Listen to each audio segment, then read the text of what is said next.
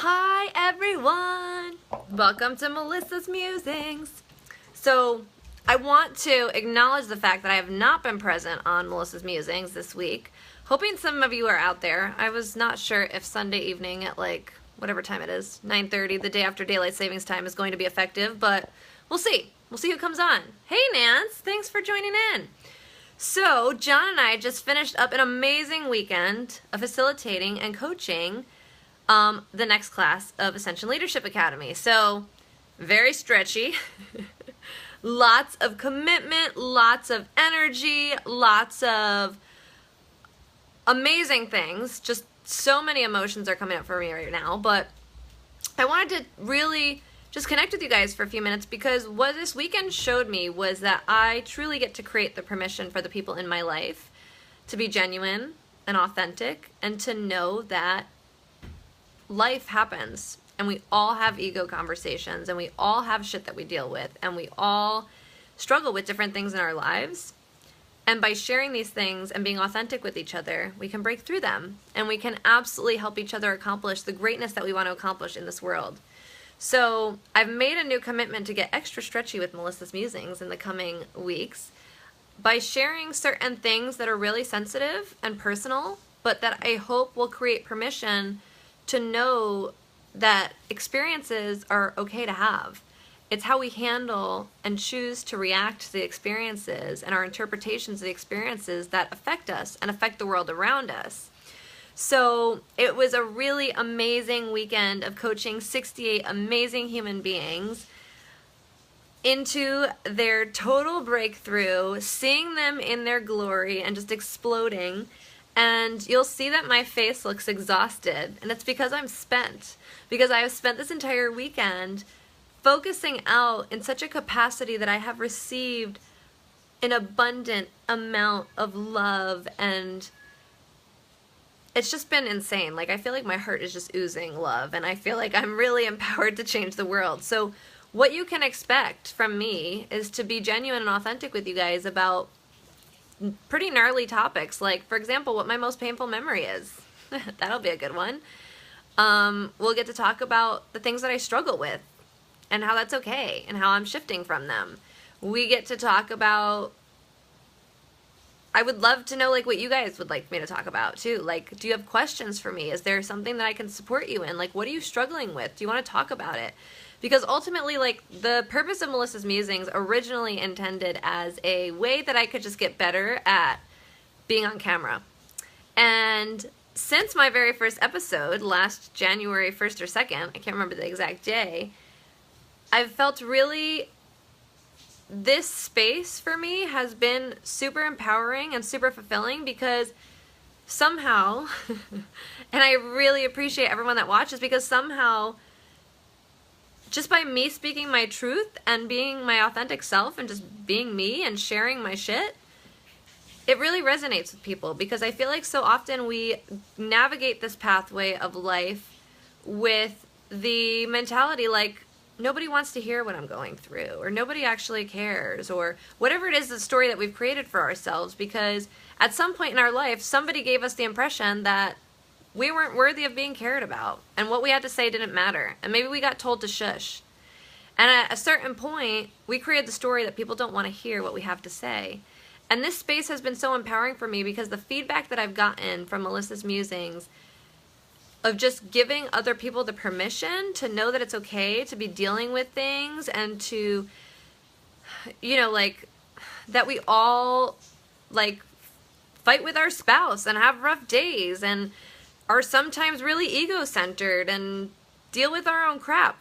That stuff happens. And the fact that we navigate through life and it's like, hey, how are you doing? Good. When I was really sick, one of my really good friends was going through the same thing as I was. And she said that her biggest impact and the biggest lesson that she learned from being sick was that people couldn't deal with the fact that she wasn't good. That when they would ask her how she was, and she would say, you know what, honestly, she would see somebody, they hadn't seen her in a little bit, be a few months. Hey, how are you doing? It's great to see you. Honestly, I'm not doing great, and here's why. And nobody could handle it. A lot of people couldn't face the fact that she wasn't good. They weren't available emotionally, or maybe they didn't have the time or whatever it looked like, but they didn't want to connect with her in that capacity. And she said, that is the biggest thing I've taken away from being in this sickness, because the fact is, I get to be that support for other people. And I truly, genuinely mean that. When I say that you can reach out to me to talk about things and that I care, like, that's not bullshit. I legitimately do. And the reason is because my life has changed from people who've cared enough about me to not allow me to sit in my own shit.